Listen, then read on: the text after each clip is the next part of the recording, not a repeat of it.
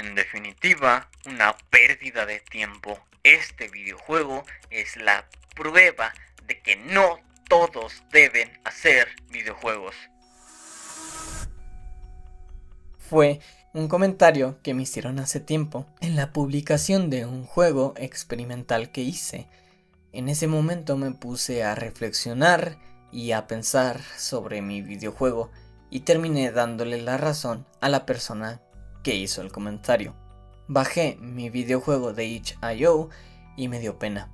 Actualmente sigo desarrollando juegos, pero sé que varios son basura y seguramente tú estés haciendo juegos que también son basura, pero no lo sabes porque estás bajo el efecto IKEA.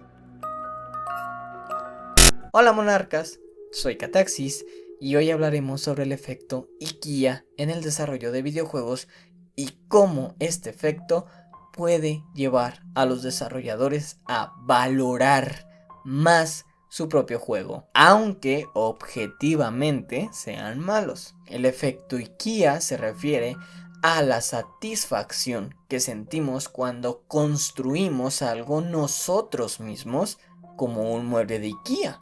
De ahí viene el nombre.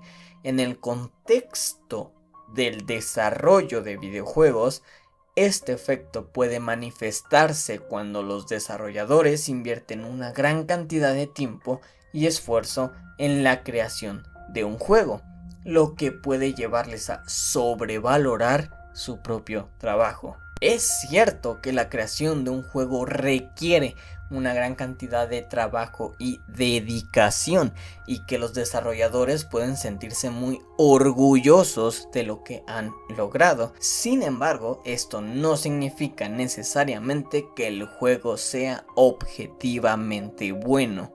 De hecho, es muy común que los desarrolladores se encuentren con la situación en la que han trabajado en un juego durante mucho tiempo, pero luego descubren que el juego no es tan bueno como habían pensado inicialmente. Esto se debe en parte al efecto IKEA.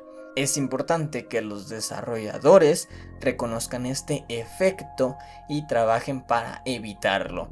Para ello es importante ser objetivos en la evaluación del juego y buscar opiniones y críticas constructivas de otros profesionales de la industria y de los jugadores.